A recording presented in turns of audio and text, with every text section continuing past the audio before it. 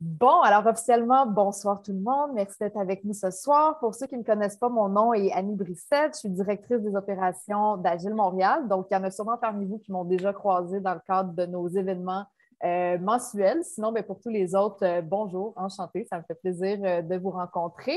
Donc, ben, je vous invite, pour ceux qui nous connaissent moins, Agile Montréal, de venir visiter notre site Web pour découvrir notre programmation événementielle, aussi les différentes communautés de pratique qu'on supporte. Et éventuellement, si ça vous dit de vous abonner à notre infolette, comme ça, vous êtes toujours à l'affût de ce qui se passe chez nous au niveau des activités. Je prends quelques minutes pour parler quand même de notre prochain gros événement qui arrive à très grands pas, qui est Agile Tour Montréal, qui a lieu la semaine prochaine en mode virtuel. Donc, s'il y en a parmi vous que ça intéresse, bien, je vous invite à visiter le site web d'Agile Tour Montréal. C'est 2 journées de conférences et d'ateliers sur le sujet de l'agilité. L'événement est payant, donc vous pouvez toujours vous procurer un billet. Et puis, vous allez voir, la programmation est vraiment super intéressante. On a en fait une série de 5 activités qui ont toujours lieu en même temps. Donc, vous avez vraiment l'embarras du choix au niveau de la programmation. Donc, je vais vous mettre les liens dans le chat lorsque je vais céder la parole à Franck. Donc, bien, justement, sans plus tarder, je vais passer la parole à Franck, notre conférencier de ce soir. Donc, Franck, quand tu es prêt? Oui, bonjour à tous. Donc, ça fait merci à Gilles Montréal pour nous recevoir ce soir. Alors, je sais que c'est jamais facile en plus pour tout le monde après une longue journée de labeur, on va dire, d'assister ensuite à des conférences. C'est ce que je disais justement à Annie. C'est marrant parce que j'avais fait une conférence ensemble. On avait fait une conférence l'an dernier, je pense. Et je sortais d'une grosse journée d'atelier. Alors, c'était aussi le cas aujourd'hui. Donc, à chaque fois, finalement, qu'il y a une conférence qui est donnée avec Agile Montréal, je sais que j'ai une grosse journée. Donc, on va le rendre. Ce que je vais vous présenter là, évidemment, il y a plein de choses que vous connaissez. Ce que je souhaiterais qu'on puisse faire, c'est que on jase en même temps, c'est-à-dire qu'on puisse communiquer ensemble. C'est quelque chose. Donc moi, ça fait 26 ans que je travaille je dirais dans le monde de l'agilité, puisque j'ai commencé par une entreprise qui était relativement bien positionnée, même en 1995. Voilà, on ne parlait pas nécessairement d'agilité, mais qui était bien positionné dans ce monde-là. Donc, c'est une entreprise qu'on connaît ici au Canada maintenant qui s'appelle Decathlon International et pour lesquels, en fait, je suis tombé dedans. Où d'ailleurs, on faisait du design thinking à cette époque-là. Enfin, vous savez que le design thinking, ça date même de 1970, mais donc, en étant baigné dedans, j'ai pu naviguer dans différentes entreprises et puis continuer à reproduire un peu ce mode produit que je vais vous montrer. Puis là, aujourd'hui, c'est plutôt, attendez, je ne partage pas mon écran. C'est plutôt, est-ce que vous avez la vue? Vous me dites si je. Attendez, hop, hop, hop. Ah, il faut que j'ouvre des préférences de sécurité. Excusez-moi. On Il n'y a aurait pas dû de tester ça. problème. On aurait dû tester. Parce que si je ne partage pas, ça va être un peu compliqué. Alors, est-ce que maintenant ça fonctionne? Alors, je recommence. Ah oui, ça devrait être bon là. Hop. C'est bon Ah ça? oui, oui, Ouais, super. excellent. Merci. Voilà. Donc là, on va regarder de la vision à la solution interagile. En fait, actuellement, ce que je fais, c'est que j'interviens depuis un an, un peu plus d'un an, depuis le début de la pandémie finalement. Donc, avec un groupe qui est composé à peu près aujourd'hui d'une centaine de personnes, avec une 13-14 équipes. Ça va du responsable, des managers jusqu'aux équipes avec des développeurs et des analystes. On a des product owners, on a des product managers, etc. Et très souvent dans cette intervention, donc moi là j'agis en termes de coach agile, mais un coach agile très, très imbriqué dans leur cœur de métier. Pour pouvoir les accompagner, c'est ce que je leur explique aujourd'hui, c'est que pour pouvoir les accompagner, il faut, en fait, on ne fait pas de l'agilisation. Notre métier, c'est pas de faire de l'agilisation. Notre métier, c'est pas nécessairement de faire de la programmation, de faire de l'analyse, de faire de l'architecture, de faire des backlogs, etc. Notre métier, c'est de faire un cœur de métier, c'est-à-dire d'imaginer, de bâtir des solutions. Donc, Pour ça, surtout sur la partie rôle et responsabilité autour des product owners, des product managers et donc des partenaires d'affaires qui interviennent dans ces équipes qu'on essaie de construire en mode produit. Donc là, je vais en venir. J'ai construit cette formation, enfin cette formation, conférence ou présentation pour qu'on puisse mieux se situer à l'intérieur de cet écosystème. Alors, je vais avancer si vous me permettez, puis au fur et à mesure que j'avance, n'hésitez pas à me couper, à me poser des questions, parce que j'essaie à chaque fois de donner des exemples par rapport à ça. Alors, c'est sûr que quand on parle de vision à la solution en Terre Agile, je vais parler vraiment comment on fonctionne en Terre Agile, mais je vais commencer depuis le début. C'est-à-dire que finalement, quand on parle de vision, etc., quel que soit le type de modèle de fonctionnement dans lequel on intervient, on se retrouve un petit peu potentiellement dans les mêmes concepts. Mais vous allez voir, en descendant, je vais insister un peu plus fondamentalement sur les sujets qui, je considère, au niveau des interventions que je peux avoir avec les clients, qui sont souvent les choses qui posent, entre guillemets, problème et sur lesquelles il faut passer un certain temps pour bien s'assurer qu'on focalise ensemble. Donc là, ce que j'ai fait, c'est que j'ai rappelé, en fait, ce que je rappelle aux gens, c'est que, encore une fois, on n'est pas là pour faire de l'agilisation, on est là pour créer des solutions, donc pour imaginer, bâtir, distribuer des solutions à valeur ajoutée auprès des clients. Alors, ça peut être des clients internes et externes, et cela depuis des idées à travers des chaînes de valeur. Alors, à travers des chaînes de valeur, c'est un terme souvent un peu générique, mais au travers pour bâtir depuis ces idées jusqu'à la solution. Et c'est important de se le rappeler parce que c'est pour ça qu'on est d'ailleurs, c'est même pour ça qu'on est ce soir ensemble à discuter sur ce sujet-là. Et puis, évidemment, on le fait en fonction d'un certain nombre de choses, notamment de vision, de stratégie pour y arriver avec sa propre identité. Hein, donc ça, c'est l'ADN. Et puis, et en fonction de ses capacités. Donc, des capacités financières, des capacités, alors j'ai mis technologique ici, mais ça peut être foncière, ça peut être, etc. C'est des capacités aussi de gens. Là, j'ai bien réécrit le mot parce que c'est vraiment, on recentre, évidemment, on l'utilise beaucoup en agilité, mais on recentre dans le cœur de nos activités, et c'est bien de se rappeler aujourd'hui en digital, en transformation digitale dans lequel on est, que le cœur de notre métier, enfin les gens qui participent à tout cela, ça reste des gens, justement. Et donc, c'est se rappeler que c'est ça. Voilà, c'est l'écosystème. Donc là, ce que nous, on va faire par la suite, c'est qu'on va détailler ça. Alors, pourquoi en Terre Agile? C'est bien de se le rappeler aussi rapidement, hein, parce que ici, je pense que dans le public, on sait déjà, c'était des sujets en 2015 sur lesquels on expliquait pourquoi on allait vers ça. Mais des fois, c'est bien que je le rappelle en 2021, parce que les gens oublient, mais pourquoi on ne fait pas de l'agilité pour de l'agilité, enfin. Et donc, on fait de l'agilité parce que le monde est complexe, ça, vous savez, c'est un monde VICA. En même temps, il y a une accélération qui s'est produite avec cette technologie digitale qui a vraiment accéléré ce phénomène-là.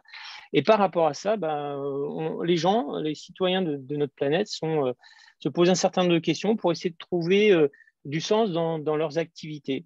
La pandémie a rajouté justement, a renforcé ce sentiment-là. Donc, par rapport à ça, il faut pouvoir, ce cœur de métier, donc c'est vraiment cet ensemble de situations, il faut pouvoir se réinventer. Et ce qui est difficile d'ailleurs pour les entreprises, parce que pour les organisations, parce que ce n'est pas nécessairement leur cœur de métier justement de se réinventer. Leur cœur de métier, c'est de bâtir imaginer, de bâtir et distribuer des solutions.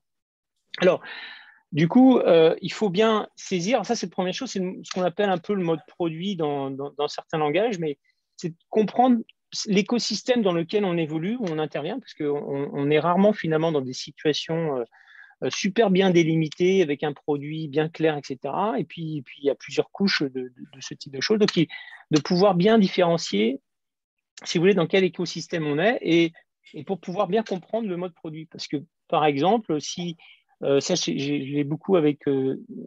J'interviens, enfin, il y a d'autres coachs agiles chez dans le Québec où je suis, qui sont dans d'autres environnements et qui me demandent un certain nombre de choses par rapport à, par exemple, installer des outils qui vont permettre de faire la gestion du portefeuille, etc., etc.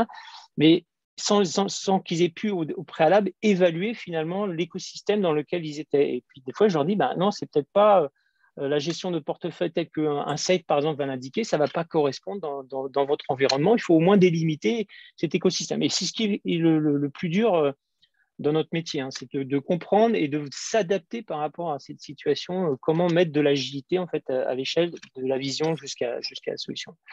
Alors, organisation pour produit, j'entends plein de choses là-dessus, si vous voulez réagir par rapport à ça, mais pour moi, c'est vraiment quelque chose c'est un ensemble de personnes qui sont en mouvement vers une vision commune et des solutions cohérentes entre elles. Donc, on est tous ensemble organisés pour fournir cette solution. Sachant que je considère un peu solution, alors solution, hein, c'est, je ne sais plus si j'ai dit tout à l'heure, mais ça peut être des produits, ça peut être des services, ça peut être de l'expérience. Les expériences, ça peut être du savoir-faire. Je donne beaucoup d'exemples à travers l'équivalent de mon client dans l'énergie, c'est-à-dire que un produit pour Hydro-Québec, c'est l'électricité. Voilà, j'ai un produit, j'allume l'interrupteur de ma pièce et j'ai l'électricité, j'ai le produit qui est là. Le service, c'est finalement quand il y a une coupure de courant, rapidement, j'ai quelqu'un qui vient réparer le poste à côté de chez moi et me redonner rapidement l'électricité dont j'ai besoin pour éviter que j'ai des problèmes d'avoir une trop longue attente. Et puis l'expérience, c'est qu'en plus, ils m'ont envoyé un petit message pour s'excuser. Ils m'ont fait je ne dis pas que c'est ça aujourd'hui qui se passe d'ailleurs, ils m'ont fait un rabais sur ma facture d'électricité à la fin du mois, etc. Et j'ai vécu, et puis j'ai eu tout de suite une personne qui a pu me recontacter, etc. J'ai eu une belle expérience avec Hydro-Québec. Donc, ça, c'est important. Et souvent, justement, quand ça, c'est mal délimité, tout ce qui suit après, pour tout ce qu'on veut décrire, tout ce que je vais décrire après, peut être complètement différent d'un sujet à un autre. Et puis, il faut peut-être pouvoir le réadapter. Donc là, je me mets quand même, on est dans cette super condition où on est quand même en mode projet. J'entends aussi souvent le lean budget, donc, qui va effectivement faciliter l'orientation du produit d'une organisation. Donc, je pense que vous savez, le lean budget, c'est grosso modo donner un budget à une organisation qui se débrouille avec ça pour fournir ses solutions. Et donc, ça évite de se concentrer, ce qu'on appelle mode projet, trop longtemps passer son temps à réfléchir sur le budget plutôt que sur la solution. Ça évite ça, ça facilite des choses. Pour autant, ça ne crée pas le mode produit. Hein. C'est-à-dire qu'il faut vraiment se concentrer là-dessus. Ça, ces sujets-là, évidemment, ça s'alimente. Ça, je ne vais pas en parler parce que ce n'est pas l'objet nécessairement de cette conférence, puisqu'on va rentrer dans le vif du sujet après de la vision. Mais c'était important de le dire parce que, évidemment, ça s'auto-alimente, tous ces sujets-là. C'est des sujets qui sont interconnectés les uns aux autres, avec un certain nombre de sujets divers qui se communiquent, hein, tous entre elles. C'est un écosystème de l'organisation mode produit, comme je le représente ici en un slide, ce qui veut dire que c'est comment la manière dont je vois un écosystème dans lequel on fait, on bâtit, on imagine, on bâtit et on distribue des solutions. C'est composé de plein d'éléments, c'est composé de plein de domaines qui interagissent entre eux pour créer un ensemble. Donc, c'est vraiment vu comme un organisme, comme un organisme multicellulaire, par exemple, qui pourrait… et donc, il faut pouvoir créer cette agilité aujourd'hui, on peut dire à l'échelle, sur un ensemble de paramètres qui sont à l'intérieur. Voilà. Donc, ça, c'est important. C'est ce qui permet après de mieux dessiner ce qui est sur la suite. N'hésitez pas à me couper si vous avez des commentaires, des questions ou des interrogations ou des choses que vous vivez aussi sur vos différentes interventions auprès de vos clients. D'accord ? Ça va pour tout le monde ? Alors, vision, c'est juste le redire, parce qu'il y a souvent… alors, encore une fois, il y a des sujets sur lesquels j'imagine que vous connaissez bien. Vision, parfois, on mélange un peu avec vision, mission. Donc, il était bon de clarifier la vision. C'est vraiment d'écrire l'état futur souhaité de l'organisation en fonction d'objectifs, de moyens, de valeurs.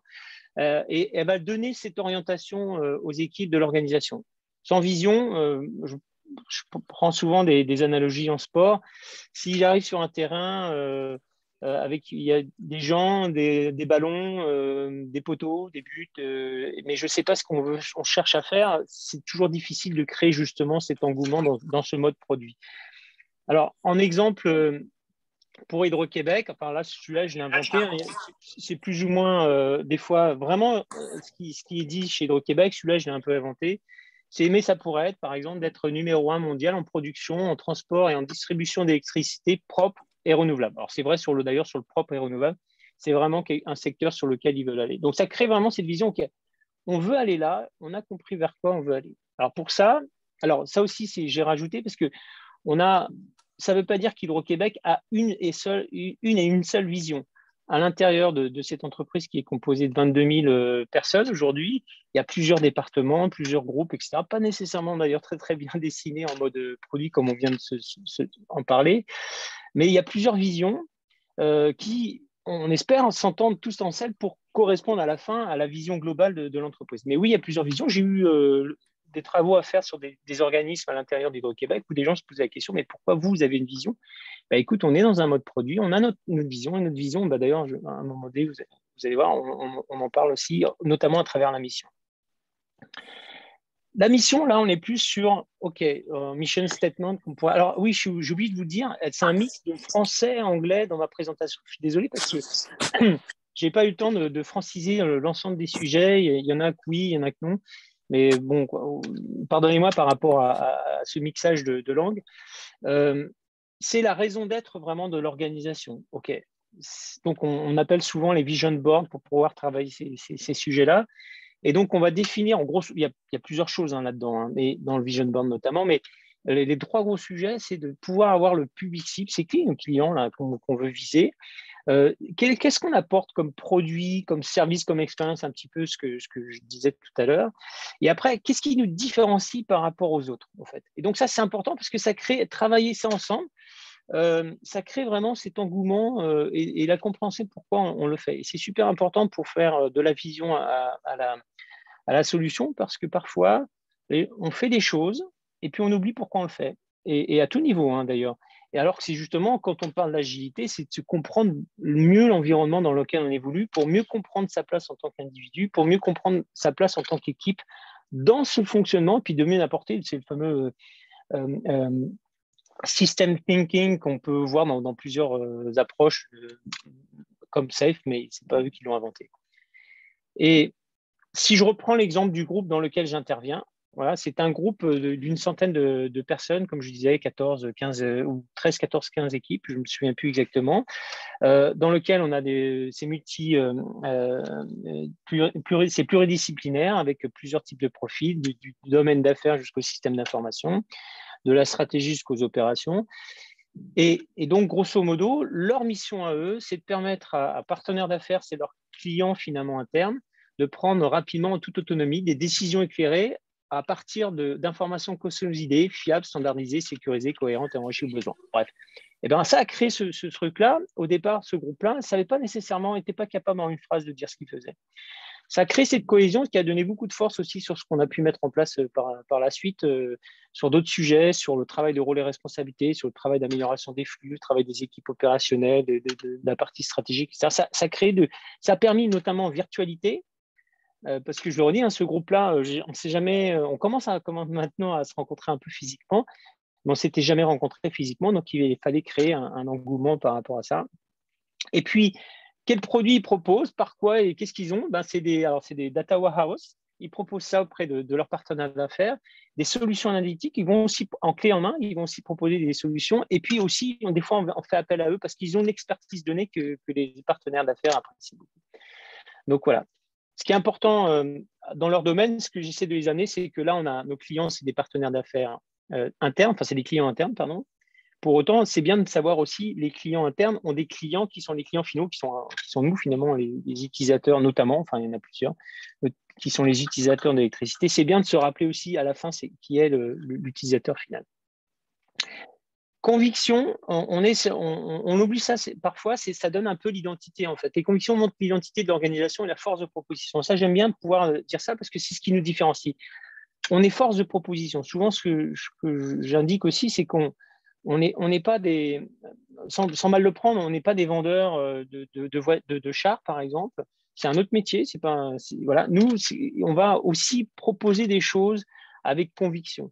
Alors, par exemple, pour Hydro-Québec, cette fois-ci, la satisfaction de nos clients est au cœur de nos préoccupations et nous encourageons l'efficacité énergétique. Ils vont parler de propre, renouvelable, de changement climatique, économie plus verte, plus forte. C'est vraiment l'identité qu'ils veulent véhiculer à travers d'une part les employés d'Hydro-Québec, mais aussi ensuite des clients, des citoyens du Québec et puis des États-Unis, puisqu'on a aussi comme clients les États-Unis, pour pouvoir véhiculer cette idée assez forte. C'est une conviction, c'est un peu une identité aussi par rapport à ça.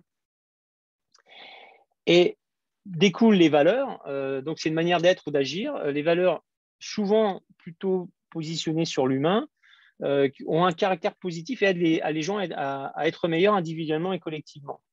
Ça, vous les connaissez. Alors, c'est valeurs avec S parce que par la suite, on va voir la valeur ajoutée des solutions qu'on propose. Ça, c'est dans les solutions agiles. Donc là, il y en a plusieurs. Liberté, tolérance, honnêteté, équité. Moi, j'aime bien l'aspect respect, etc. C'est vraiment, alors, faut se le dire, mais évidemment, faut aussi le faire. On va arriver, rassurez-vous, progressivement jusqu'à description de idées. Ensuite, quand on passe vision, après, on va passer à un moment donné à idée et puis aller vers la solution. Donc, les valeurs, entre guillemets, Hydro-Québec les présente sous forme de phrases, de motos, etc. Donc, étroite collaboration avec les collectivités. On sent qu'il y a eu une histoire avec Hydro-Québec par rapport aux collectivités territoriales qui n'était pas simple. Donc là, ils mettent vraiment l'accent là-dessus. Sophie Brochu, la CIO d'Hydro-Québec, indique vraiment, ça ressort beaucoup dans ces discours. Et puis, bon, un développement durable, santé, sécurité, donc en termes de sécurité, aussi bien des gens qui vont travailler sur les barrages ou poser des lignes, tout ça, il y a des accidents assez importants, donc on parle de cette sécurité-là, mais aussi on parle de la sécurité mentale. La pandémie n'a pas rajouté de choses plus simples à ce niveau-là, puisque on a quand même beaucoup de gestion de gens qui sont en stress par rapport à la quantité de travail qu'ils ont. Donc, on ne va pas rajouter une couche, notamment sur le type de management qu'on va faire. Donc, c'est vraiment un accès qui est fait, la diversité, l'innovation, etc., etc. C'est des choses qui vont potentiellement créer cette identité au sein de la compagnie pour aller vers la vision, comme on l'a vu dans le schéma précédent. Voilà, là, maintenant, on arrive vraiment véritablement à l'articulation des idées aux initiatives. Est-ce que pour l'instant, ça va? Est-ce que vous avez des questions, des remarques, des choses à dire par rapport à tout ça?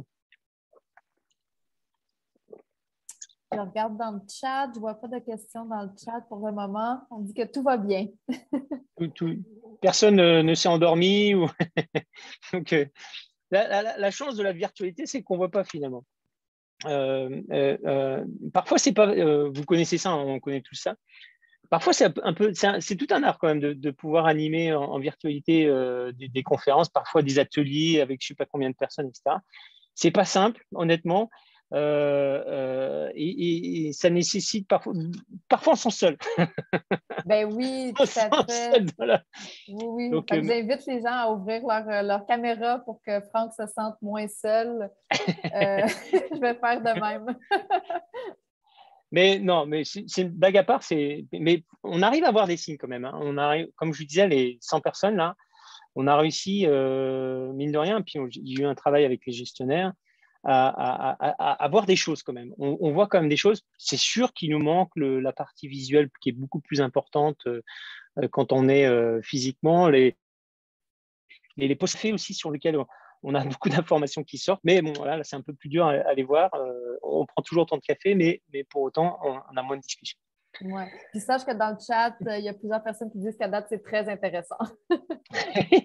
Merci beaucoup. Alors, l'idée, alors ça paraît simple, ça part tout part d'idées. Et en fait, là, je le fais schématiquement, mais c'est souvent la grosse difficulté. C'est comment collecter les idées en fait qui peuvent émerger. Imaginez quand on est une start-up avec peut-être, je ne sais pas, je dis n'importe quoi, 10 personnes qui pluridisciplinaires avec avec des clients bien définis, un produit relativement clair, etc. Les idées, réutiliser les idées, ça peut être plus simple. Je ne dis pas que c'est simple, mais ça peut être plus simple. Quand on est un groupe comme Nestlé, tu intervenu une fois au niveau de Nestlé, justement pour cette collecte d'informations qui sont un groupe qui est réparti à travers la planète. Comment on collecte ces idées, c'est le gros pari. Et encore aujourd'hui, moi, c'est un sujet que je vois depuis que je travaille, depuis 26 ans. On n'a toujours pas trouvé complètement la bonne idée pour savoir comment collecter toutes ces bonnes idées, puis d'en faire d'ailleurs de l'innovation, des produits, etc. Même s'il y en a, je vois des choses. On essaye chez Hydro-Québec, par exemple, de scaler, enfin de mettre à l'échelle, parce qu'on l'a fait au niveau des groupes. Et là, je travaille avec les gestionnaires de high level pour pouvoir voir comment on peut le faire au niveau de l'entreprise. Donc, tout au moins, là, je suis très fortement avec le groupe TI sur la partie TI. Mais les idées viennent de partout. Elles viennent évidemment des utilisateurs, elles viennent de l'innovation. On a vu que ce n'était pas le cas il y a plusieurs années, mais c'est vrai, par exemple, la technologie amène d'autres idées, d'autres cas d'usage, en fait, tels que on l'a vu avec le smartphone. Donc, en 2007, l'arrivée du premier smartphone d'Apple. Et ce que ça a créé, en fait, des usages qu'on n'avait pas pensé. Voilà. Et donc, ça fait, mais par contre, même si c'est de la technologie qui arrive à ce niveau-là, ça reste quand même des idées d'affaires qui vont émerger de tout ça. Ça peut être la collecte de données, on voit l'intelligence artificielle et tout, le machine learning, deep learning, tout ce qui va collecter cette masse d'informations pour pouvoir refaire sortir un certain nombre de choses et potentiellement participer à ces idées. Ça peut être la concurrence, regarder la concurrence, ça peut être les solutions qu'on met en place, ça peut être plein d'autres choses, ça peut être les gens en interne. Et je reprends l'exemple de Nestlé, il y avait l'idée de la collecte d'idées, passait aussi pas mal par les employés de l'ensemble de l'entreprise sur lequel on faisait de la propriété intellectuelle sur leurs idées, c'est-à-dire qu'on voulait créer de la propriété intellectuelle, et des idées, on voulait faire émerger des vrais produits derrière. Donc, c'est ce qu'on voit la divergence, c'est-à-dire on laisse ouvert à plusieurs, à l'entrée de ces idées-là. Et puis, il y a un moment donné, évidemment, il faut converger. Je fais ça très simple. Hein. Ça peut être très, très bien plus compliqué, cette partie-là, et que ce que je viens de le faire, mais j'essaie de simplifier, évidemment, cette notion-là. Et donc là, on va commencer à converger pour pouvoir sélectionner, grosso modo, un certain nombre d'idées et d'en faire des besoins qu'on va vouloir réaliser, en fait. Et donc, il y a un certain nombre d'étapes, là, c'est encore très résumé, jusqu'à un moment donné, on dit, OK, là, c'est bon, si on a un besoin sur lequel on peut fournir un produit. Dans le mode agile, donc ça, je vous dirais que cette partie en amont, alors ça peut se faire de manière agile, avec du Lean Startup, avec le design thinking, elle nous aide beaucoup. Enfin, il y a beaucoup de choses avec un management agile, avec de la responsabilisation de l'autonomie qui fait émerger un peu plus ce genre de situation. Pour autant, on pourrait le rencontrer n'importe où. Là, ce qui commence à vraiment à différencier en termes agiles, c'est la partie où on va décomposer la solution, les besoins, on va le traduire en un backlog. Alors, je crois que j'ai une terminologie après, mais sur lequel on va essayer de construire, décomposer la solution à un certain niveau vers un plus petit niveau, donc que vous connaissez, stories, les user stories ou enfin les stories de manière générale. Mais on va décomposer ce produit. Alors, selon les produits, c'est plus ou moins facile. Dans le sport, par exemple, un produit comme la raquette, c'est assez simple de différencier puis de décomposer comment on va construire la raquette. Sur certains autres produits, ça peut être plus complexe, mais d'avoir cette notion de MVP, Minimum Valuable Product, qui permet de détacher des morceaux finalement compréhensibles et testables, pour faire encore une fois simple, et de pouvoir décomposer plus facilement notre produit et de pouvoir réutiliser la force, on va le voir par la suite, mais la force de l'agilité avec ces itérations courtes et ces incrémentations qui permettent des incrémentations rapides et une adaptation au marché. Donc ça, c'est au niveau de ce que j'ai fait avant, finalement, c'est ça le design thinking. Alors, attention, il y a une philosophie, et je crois vraiment en ça. Personnellement, j'aime bien l'aspect ce qu'amène le design thinking, c'est-à-dire qu'on peut mettre du design. Alors, design thinking, c'est du design c'est que tout le monde peut faire du design. Voilà, c'est pas juste aux experts du design qui peuvent faire cela. Et puis, on peut en mettre partout. Voilà, on peut en créer partout de cette façon de penser. Donc, j'aime assez bien, mais là, c'est très, très résumé. Et puis, ce qu'on a fait après, c'est ce qu'on peut appeler le carnet de portefeuille. Le vocabulaire que je donne, c'est du vocabulaire que j'entends souvent. Dans vos différentes interventions, il se peut que vous ayez d'autres vocabulaires. Hein. Il n'y a pas de dogmatisme dans ce vocabulaire. Puis Dieu sait qu'on entend énormément de vocabulaire. de buzzwords et qui ont tendance à tuer la substance même de la signification de ce que ça veut dire. Mais nous, ce qu'on essaie de faire, c'est de donner de la clarté par rapport à tout ça. Et on arrive sur la solution, donc où on va livrer la solution au client. Comment ça se déroule? Alors, si avant, à toute cette étape-là, comment on le gère? Parce que ça peut, vous voyez, depuis, je parlais d'Hydro-Québec, depuis Sophie Brochu, CEO de l'entreprise, jusqu'à, là j'exagère, mais c'est un peu ça, jusqu'à aux gens qui fabriquent un certain nombre de choses, donc aussi bien des solutions software que des barrages, etc., etc. Comment ça se traduit? Comment on pilote ce truc-là? Il y a pas mal par exemple, le Kanban de portefeuille permet beaucoup de pouvoir voir comment on peut optimiser, traduire ces stratégies en opérations, mes stratégies opérations au début très high level qui vont descendre après progressivement, justement grâce à ce découpage dans les équipes. Comment on peut le gérer? Donc, il y a souvent le Kanban et qui peuvent permettre de mieux gérer ces parties-là. C'est pas toujours j'ai pas souvent vu au niveau de CEO de grandes entreprises, mais ça pourrait être fait et puis avec plusieurs strates en dessous d'équipes derrière. Tout dépend comment est décomposée l'équipe. Alors, rappelez-vous, cette conférence avait aussi, enfin, cette formation un petit peu, c'était aussi pour signifier un peu les rôles et responsabilités des personnes par rapport à cette situation-là. Là, ce que je dis, encore une fois, ce n'est pas dogmatique. Dans cette partie-là que je viens de présenter, c'est des responsables d'affaires, c'est des managers de solutions, c'est des architectes de solutions, c'est des product owners. Parfois, les product owners interviennent directement à ce niveau-là. Tout dépend dépendamment des organisations. Pour faire ça vous parle, un design thinking. Est-ce que vous l'utilisez régulièrement dans vos différentes interventions?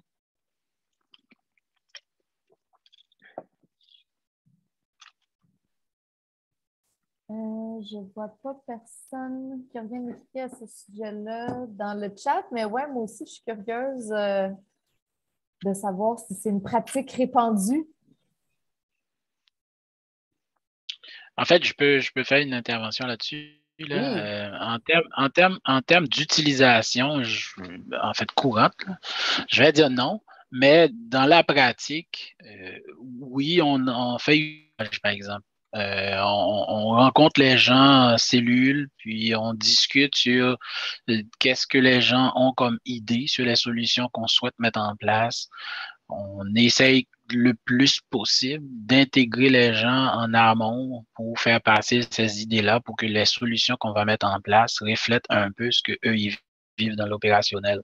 Fait que c'est un peu du design thinking parce que tout le monde participe puis donne une façon de penser ou de la façon que la solution devrait être, que ce soit sous plusieurs formats, là, papier ou dans des rencontres ou dans des échanges.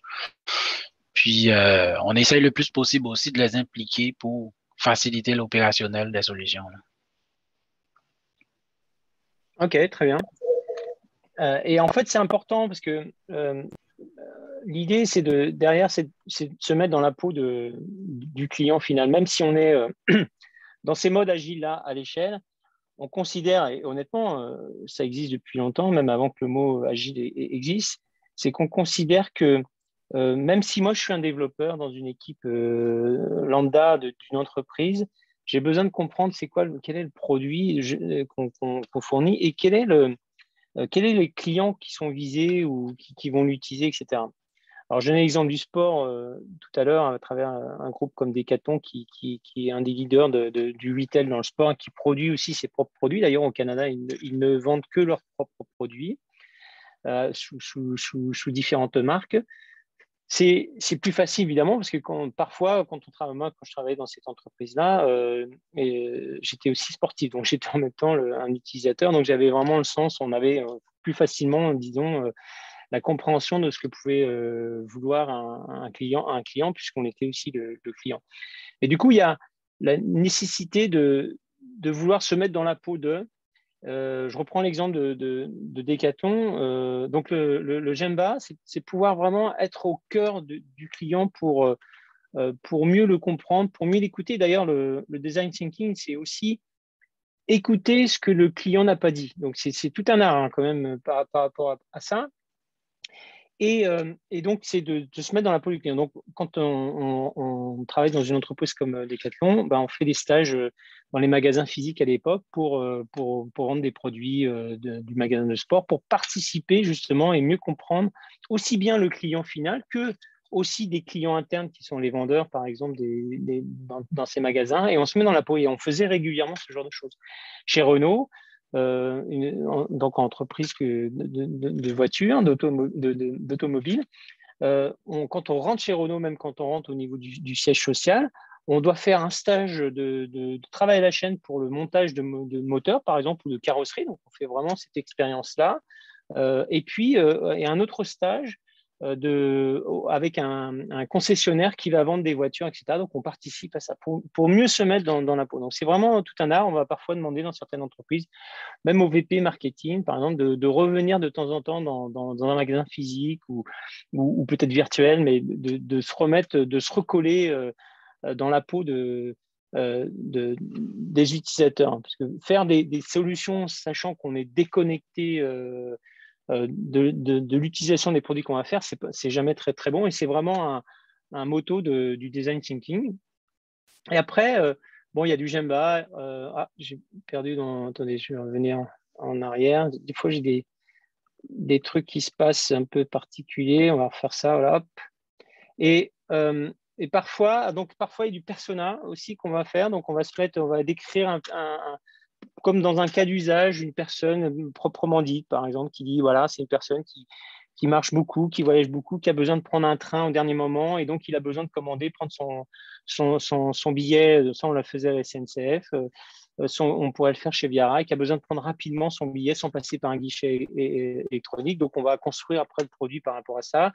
On va faire des empathy maps comme où on va se poser la question de qu'est-ce que voit, qu'est-ce que dit, qu'est-ce que fait, qu'est-ce qu'entend un client. Donc, on va réfléchir avec des ateliers externes pour vraiment se mettre dans la peau du client pour ensuite constituer le parcours, le customer journey, comme on peut le dire souvent en anglais, le parcours client qui va rentrer dans notre écosystème, entre guillemets, pour acheter notre produit à la fin, enfin, ou pour récupérer le produit à la fin, et mieux comprendre ce système-là qui va nous permettre ensuite d'aller dans ce qu'on appelle le story mapping pour mieux décomposer justement et revenir sur le backlog dont j'ai parlé au début, pour mieux décomposer son backlog par rapport à cette situation. Mais oui, tout est interrelié et donc l'enjeu, c'est de pouvoir mettre de la fluidité à travers tout ça et de rapprocher ces différentes entités. Alors, si je reprends ce que je viens de dire, la décomposition, tout à l'heure, je disais, ben, là, on est Epic, j'ai pris les terminologies SELF, par exemple, pour Epic Feature Story, mais j'étais dans des endroits où il y avait plus que 2 déclinaisons. Hein. Il y avait beaucoup plus de déclinaisons que ça, mais c'est pour donner une image. À la fin, ça reste le story, le plus petit élément proche de la fonctionnalité de l'utilisateur. Et l'idée, c'est une vraie philosophie, hein, le MVP. C'est pas souvent d'ailleurs bien compris. On parle d'ailleurs MVP à un certain niveau, alors que le MVP, il est partout, je veux dire, depuis l'Epic jusqu'au Story, mais c'est un vrai art de savoir décomposer cela. Et je passe beaucoup de temps avec les équipes.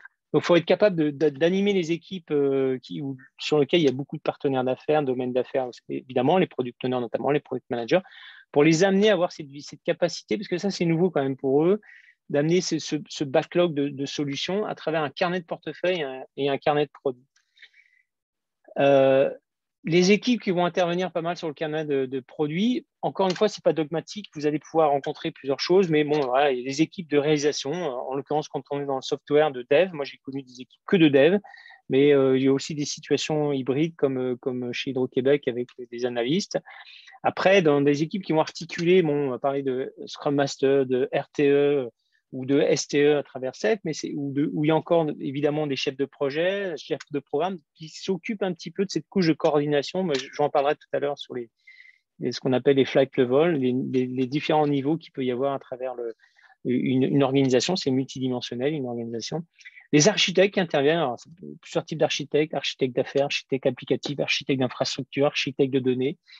Il faut pouvoir mêler toute cette équipe-là parce qu'évidemment, cette décomposition de ce carnet-là, c'est utilisateur, user story par exemple, mais c'est aussi de la technologie derrière, c'est-à-dire qui peut être en support ou pas, de ce qu'on doit monter. Par exemple, la sécurité. Voilà, si on veut vendre, si quelqu'un veut vendre un produit sur Internet, très bien, mais est-ce que tu as pensé à la sécurité? Il faut pouvoir rajouter dans ton catalogue cette partie sécurité qui est un peu technologique. Soit on intègre complètement dans le user story à la fin, soit on crée ça il va appeler des enablers, mais ça peut être ou un technological story, sur lequel on va l'associer parce que ça va impacter justement la capacité de pouvoir bien faire le paiement ou bien récupérer sa livraison de son produit chez soi. Donc, il y avait j'ai oublié, j'étais un peu vite là, mais il y a les PM et les PO, donc Product Management, qui peut avoir plusieurs strates de tout ça, et des Product Owners, évidemment, qui sont le responsable, ils sont responsables du backlog. C'est eux les responsables finaux de ce backlog. Il faut pouvoir se le rappeler. Alors, ça ne veut pas dire le product owner, c'est un vrai métier différent par rapport à ce qu'ont pu connaître les organisations en mode client-fournisseur. Là, justement, c'est pour ça que j'ai fait le préambule au départ de mode produit. C'est un vrai métier complètement différent parce qu'ils sont à la fois à collecter le besoin, oui, on va rappeler idées, besoins, etc., et en même temps traduire ces besoins dans ce backlog, donc de ce carnet de portefeuille et ce carnet de produits. Donc, ils sont en même temps avec les équipes de réalisation et ils sont responsables même de la livraison finalement, ce qui est un peu nouveau, puisque en client-fournisseur, parfois, selon des relations plus ou moins tendues, le client disait, moi j'ai commandé ça, tu te débrouilles dans 3 mois, dans 6 mois, dans je ne sais pas combien de temps, je veux avoir ça. Puis si je n'ai pas ça, je ne suis pas hyper content. Tandis que là, il est aussi responsable. Donc quand on amène chez Hydro-Québec, par exemple, on a une transformation, c'est assez nouveau. Le groupe dans lequel j'interviens, j'ai réussi à faire un écosystème un peu produit, mais honnêtement, les product owners, les product managers ne font pas partie hiérarchiquement parlant de ce groupe-là, donc ils viennent de d'autres groupes, donc ils ont la disponibilité qu'ils peuvent avoir, donc évidemment, ça crée des problématiques de vélocité. Et oui, cette formation-là, je les ai présentées auprès des partenaires d'affaires, c'est en disant, voilà, quand vous avez ce rôle de product owner, ce n'est pas juste une casquette que vous mettez sur la tête. Et puis, si vous êtes product owner, il y a un Scrum Master pas loin, puis une équipe de Scrum, Kanban ou Scrum, et ça y est, on est agile. Non, c'est plus complexe que ça. Puis là, on est juste au niveau opérationnel. Donc, il y a aussi l'agilité à l'échelle qui fait que elle devient agile. Donc, ça, c'est beau, on a décomposé, mais ça, parfois, j'ai ce débat-là, mais c'est quoi le plan de match là? Où est-ce qu'on veut aller? C'est quoi les intentions? Alors, l'agilité n'empêche plus de croire qu'il n'y a pas de plan. C'est faux. Je reprends mon exemple d'aller sur le terrain avec des gens qui sont sur le terrain avec des ballons, etc. Puis, si je ne comprends pas là où je dois aller, là, si je ne comprends pas l'histoire pour y aller, eh bien, c'est un peu compliqué. Je vais continuer à taper le ballon, puis je vais faire des trucs, etc. Quand je suis arrivé dans le groupe, là, même, je me le suis appliqué à moi-même. C'est-à-dire quoi, mon expertise, c'était l'agilisation, c'est de les aider justement à faire leur cœur de métier. Et j'ai fait un plan. Je vais commencer par un kick-off. Après avoir fait un diagnostic rapide, d'avoir entamé, sécurisé la confiance aussi bien des gestionnaires que aussi d'avoir des agents solides sur le terrain à travers les Scrum Masters. Donc, on a renforcé ce truc-là. Puis après, je dis, voilà, l'agilisation qu'on va faire, c'est ça. Le plan, c'est ça. L'intention, c'est ça. Enfin, un truc très simple, par contre. Ce n'était pas alambiqué, ce n'était pas un planning compliqué à suivre. Mais il a fallu projeter ça. Ce n'est pas juste un backlog qui va faire que une gestion d'un backlog dans Jira, qui va faire que ça y est, je sais où je vais. Non, on a besoin de savoir où on va. Et ça, c'est une priorité. Et la visualisation, c'était un des gros sujets. C'est-à-dire que nous, on vit des difficultés chez Hydro-Québec comme beaucoup d'entreprises. C'est-à-dire qu'il y a des problématiques de ressources, on n'a pas toujours les compétences qu'on veut, etc. Ça c'est international, notamment technologique. Et pour autant, donc on était dans un tunnel avant. Là, on est toujours dans le tunnel, mais on voit la lumière. On sait où on doit se diriger. Ben ça crée quand même un mouvement, une force de mouvement, etc. Par contre, ça ne va pas résoudre nos problèmes de ressources. Il y a d'autres sujets transverses qu'il faut pouvoir régler. Et puis, ça, on va y travailler autrement. Et donc, ça, c'est la fameuse feuille de route. Et puis, donc, du coup, je répartis, moi, ce backlog à travers cette feuille de route, ces intentions, avec, voilà, on parlait de MVP à un plus large niveau, c'est-à-dire qu'on bâtit au fur et à mesure la solution.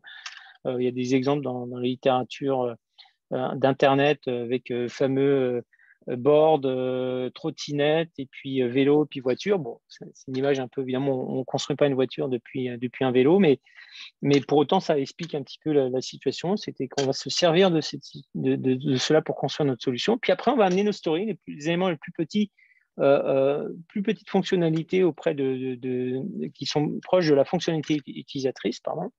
Et on va les bâtir au fur et à mesure. C'est-à-dire qu'évidemment, là, on peut projeter. Alors, il y a des débats. Ça dépendamment des timings, mais comment on priorise? Est-ce qu'on projette toutes les features, etc. Est-ce qu'on décompose toutes les features, on les alimente au fur et à mesure? Il faut se donner quand même un plan de match. Qu'est-ce qu'on vise? On voit dans le jeu vidéo, par exemple. Jeu vidéo, vous prenez Assassin's Creed. Quand c'est construit, ce jeu vidéo, il y a des jalons. Il faut créer ce qu'on appelle les vertical slices pour être capable de montrer à un moment donné, dans 6 mois, par exemple, à un partenaire qui est Sony, et lui dire, là, regarde ce qu'on est en train de faire, on a besoin de moyens. Donc, il faut être capable de fournir ce vertical slide. Ça pourrait être ça, par exemple.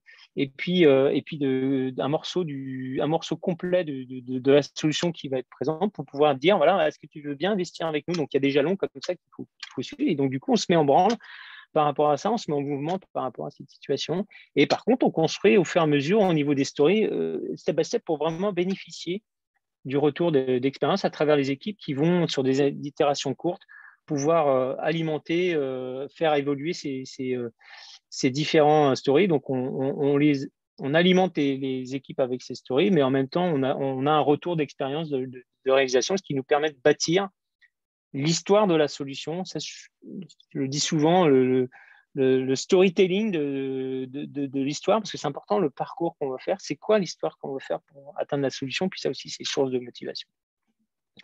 Donc, on revient, ça c'est évidemment la manière dont on va décomposer, positionner dans le temps. On fait beaucoup d'ateliers pour ça, de story mapping. Et puis, ce que je disais, c'est que tout ça on bénéficie l'avantage mais ça vous connaissez aussi, donc des organisations agiles. Mais vous voyez, l'organisation agile à l'échelle pour pouvoir le faire, c'est de bénéficier d'un retour d'expérience rapide pour pouvoir être capable de s'adapter. Puis comme on a quand même un plan simple d'intention, quand on a des gros changements qui s'opèrent parce qu'on vit sur le terrain des choses particulières, ou alors parce qu'on est très très bien connecté avec la vision, les stratégies, etc., puis il y a un changement au niveau du marché, faut être capable de rapidement de changer ce qu'on est en train de faire ici, tout en comprenant l'impact que ça va créer là-dessus, puis potentiellement avec les jalons qu'on s'est positionnés. Donc, tout à l'heure, je vous parlais là, il y a dans la RTA, à chaque fois, j'oublie son nom, mais j'ai un bouquin qui traîne par là, mais c'est un auteur qui a précisé, justement, qui a expliqué que c'est une organisation, c'est multidimensionnel, il ne faut pas l'oublier. Donc, quand on fait de l'agilité, ce n'est pas juste qu'on bâtit les solutions, ce n'est pas juste au niveau des cellules, mais c'est aussi, enfin, cellules, on appelle des cellules chez Hydro-Québec, mais des équipes. C'est aussi, après toutes les autres strates qu'il y a derrière, c'est imagé, évidemment, c'est bien plus complexe que ça, une organisation. Puis quand je dis organisation, c'est chez Hydro-Québec, 22 000 personnes. Hydro-Québec, c'est une organisation en part entière dans laquelle il y a plusieurs organisations. Moi, par exemple, j'interviens sur une organisation d'Hydro-Québec qui est de 200 personnes autour des produits BI et intelligence artificielle. Mais il y a une couche de coordination, donc c'est là qu'on positionne, évidemment, Seb va parler de RTE, de STE, et derrière aussi une couche de vision, c'est comment je connecte, je m'assure de l'alignement entre la vision et la production grâce à cette couche de coordination pour être plus rapidement capable de bouger, de pivoter en fonction des réalités. C'est Zara qui est capable par exemple, un designer qui veut dire on va vendre des pulls en col en V. Donc, il y a une production qui se crée pour faire ces pulls-là. Puis, à un moment donné, le marché change complètement au bout de 6 mois, alors qu'on commence à produire et vendre même des pulls en col en V, et ça devient des cols ronds. Et donc, assez rapidement, le designer voit ce changement-là et il est capable de faire pivoter rapidement, donc créer cette connexion entre la vision et puis la fabrication des solutions, pour rapidement aussi, en fonction d'un changement dans le marché, de changer les opérations qui réalisent par la suite des pulls à col rond. Donc cette couche-là, c'est important, c'est le gros débat, c'est la grosse difficulté. Comment on fait pour relier c'est de la vision à l'opération en mode agile. Comment c'est ce qui est plus dur? Parce que relativement, Kanban, Scrum nous explique comment ça marche finalement dans les cellules d'opération, dans les organisations plus type software, quoique Kanban, ça peut être utilisé un peu plus partout. Pour autant, toutes ces autres couches-là, ben, c'est sûr que des choses comme SAFe ou du DAD, enfin du Discipline Agile Delivery, qui va expliquer un certain nombre de choses un peu plus à l'échelle. Pour autant, il n'y a pas de mode d'emploi. Et de toute façon, il n'y en a pas dans un monde complexe, dans une organisation complexe. Donc, il faut bâtir aussi ce type d'organisation en fonction du contexte. Et c'est ce qui fait, j'aurais tendance à penser, l'intérêt de nos métiers, justement, c'est de comprendre qu'est-ce qu'on peut mettre en place et comment on va le mettre en place progressivement dans les organisations. Donc ça, c'est de la visualisation. Par exemple, je vais expliquer au sein du groupe, bah voilà, bon, là, on est plus au niveau épique. Là, on est plus au niveau feature. Il ne faut pas le prendre à la lettre non plus. On est plus au niveau story à cet endroit-là. Et puis que ce n'est pas du tout les mêmes types de métriques qu'on va mettre en place. Ici, on a plus besoin d'avoir une vision un peu plus long terme. Donc, ça peut être 1, 3 ans. Ça peut être des modes projet ou des modes initiative. Initiative, on est plus dans un mode produit pur et simple, où on a une vision d'un an. Ça peut être une vision sur 3 PI. Alors, les PI, c'est les programmes increment, pardon, de SAFe, qui a ce type d'organisation qui est pas mal d'ailleurs, qui donne de la synchronisation de l'ensemble des équipes sur un produit qui est un peu plus large. Et puis, sur la couche coordination, on va regarder un peu plus les dépendances entre les différentes équipes. On va s'assurer des synchronisations de toutes les équipes. On va regarder peut-être ce qu'on appelle un sunset pour voir l'évolution du produit. Est-ce qu'on est bien dans ce qu'on s'était fixé pour pouvoir voir à quel moment on va atterrir par rapport à ce qu'on s'était plus ou moins fixé sur nos intentions, nos jalons en fonction de la présentation Sony. Et puis, les équipes vont travailler sur l'ensemble d'un incrément qui peut être de plusieurs sprints, 3, 4, 5 sprints, dépendamment de type de sprint d'itération courte, ce qui peut être de 2 semaines, 3 semaines et 1 mois. Ou ce que vous voulez, généralement, on évite quand même de plus d'un mois. Et on tend dans les équipes, les débats là-dessus, les équipes matures, on essaye 2 semaines, et elles font 2 semaines plutôt. Souvent, on dit que c'est plus facile de faire 2 semaines, même pour des équipes non matures. C'est dans la théorie, franchement, pratiquement, c'est pas toujours très simple parce qu'on n'a pas toujours l'écosystème qu'on souhaite avoir au début. Et après, au niveau des opérations, on est plus sur la courte itération et puis à travailler avec notre carnet de produits à travers, par exemple, un outil comme Jira. On a un tableau Kanban, qu'on soit en Scrum ou en Kanban. En organisant Scrum ou Kanban, on peut avoir un burn-on chart, vérifier la vélocité des équipes. Là-dedans, il y a des rôles et responsabilités. Et ça, c'était un sujet sur lequel on a fait un renforcement auprès de l'Hydro-Québec, c'est de dire on est responsable en fait. Voilà. Donc là, en l'occurrence, là, c'était les chefs de produit, les product owners. C'est vous qui êtes responsable de la vision du carnet et de la vision, pardon, du carnet et de la solution à livrer. Ça, c'est un peu nouveau. On confiait ça aux équipes de réalisation. Non, vous devez être clair par rapport à ce que vous voulez. Puis vous allez accompagner les équipes qui réalisent, parce que vous faites aussi partie des équipes qui réalisent. Évidemment, ils ne sont pas tout seuls. Il y a un certain nombre d'autres acteurs qui peuvent être des responsables techniques, qui peuvent être bien sûr les équipes qui réalisent, les équipes composées de développeurs, potentiellement aussi peut-être d'analyse, etc. Quand il y a de la sécurité aussi, il y a des gens qui sont un peu transverses qui vont intervenir dans les équipes. Et puis les architectes aussi, c'est toujours d'ailleurs plus difficile d'intégrer les architectes dans un mode agile. Et puis, eux, ils vont par contre être responsables de la réalisation, évidemment, et de la qualité. Et puis, là, c'est un gros débat parce que souvent, parfois, dans les équipes qui vont faciliter, on va dire, l'articulation de ce qui se fait, on a tendance à mettre tout dans faciliter. Faciliter, c'est un vrai mot. Hein. Mais parfois, les gens disent « Oh, moi, je facilite, hein, je facilite, et puis après… je vais prendre un café. » Non, on est responsable aussi, en fait. On est responsable aussi en fait, on s'assure que tout marche bien, que tout ça marche. Tout ce que j'ai montré avant, ça marche. Donc, ça veut dire que à différents strates, différents types de niveaux, en fait, on va dire, qu'on a un rôle à jouer. Et j'ai même inclus coach agile, parce que là, j'ai ces rôles-là, mais on est plusieurs coachs agiles au sein d'Hydro-Québec. Je crois qu'on est. Je pense qu'en total, il y a une cinquantaine enfin, je ne vais pas dire de bêtises, mais je pense qu'il y a une cinquantaine de gens qui jouent coach agile, parce qu'il y a plusieurs types d'environnements. Dans le groupe où je suis, moi, c'est ce qu'on appelle le groupe électrique. On doit être une dizaine de coachs. Et on fait partie de ce truc-là. Ça veut dire qu'on est responsable d'aider les équipes à imaginer, à bâtir, à distribuer leurs produits. Ça sous-entend que quand ça ne va pas, parce que malheureusement, il y a toujours des problèmes, ou peut-être heureusement, je ne sais pas, il faut comprendre. Ça peut être un problème du côté affaires, ça peut être un problème du côté architecture, ça peut être un problème du côté stratégique, du côté des opérations, des compositions d'équipe, enfin, etc., etc. Donc, il y a plusieurs sujets et donc, c'est complexe hein, comme métier et il faut pouvoir savoir comment le faire. Et tous ces ensembles de rôles et responsabilités participent justement au cœur de métier de l'organisation. Voilà, donc tout à l'heure, je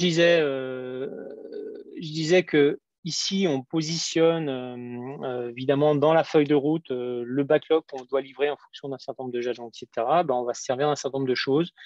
Évidemment, il y a le fait de positionner, il y a 3 paramètres de prioriser, il y a 3 paramètres qui rentrent en ligne de compte. C'est l'effort, c'est l'effort qu'il faut pour faire cela. La valeur, qu'est-ce que ça porte comme valeur de le faire, et puis la capacité, parce qu'évidemment, si on a, dépendamment de la capacité qu'on a de le réaliser, ça a un impact considérable. Et puis, après, il y a plusieurs méthodes sur l'effort. Il y a sur la partie, alors on essaye de faire du relatif. Moi, j'aime bien cet aspect relatif, ça c'était quand même bien sur les aspects d'agilité. Quand on l'a vu, moi je l'ai vu arriver en 2000, je trouvais que c'était intéressant parce que ça déconnectait du budget. C'était plutôt de se réfléchir sur la solution elle-même et puis sur du relatif, parce que de toute façon, si on veut faire un calcul précis de combien ça va coûter financièrement parlant, en termes de jours hommes, etc., de toute façon, on sera faux, on va se tromper. Donc, alors que le relatif, c'est vraiment que ça colle aux équipes et à force de travailler, en espérant qu'elles sont dédiées, qu'elles travaillent ensemble relativement souvent, ça crée une habitude et une capacité à aller plus vite, à pouvoir définir un certain nombre de choses. Donc, il y a du t-shirt sizing, Fibonacci que vous connaissez. Et puis, pour la valeur, il y a des priorisations P1, P2, P3 et Moscou, etc. Il y a de SAFe, il y a WSJF qui lui permet de ramener l'ensemble, en fait, de pouvoir prioriser la valeur par rapport à justement la valeur et les efforts. Et en fonction de ça, c'est pas fini, quoi. C'est-à-dire que des fois, les organisations disent qu'on implémente ça puis c'est réglé. Non, il n'en reste pas moins que ce qui fait le travail, c'est les humains et c'est le travail collectif qui est fait à l'intérieur de ces équipes. Parce que ça change complètement. Il peut y avoir des problématiques de dépendance qu'il faut pouvoir gérer, qu'il y a tel sujet qui ne peut pas être livré à tel moment. Donc, on va changer. En fait, c'est un travail collectif. Ça permet de mieux comprendre aussi ce qui est réalisé en faisant ce travail-là. C'est ça qui est important. Ce n'est pas le WSJF qui est important. C'est le travail collectif qu'il y a derrière.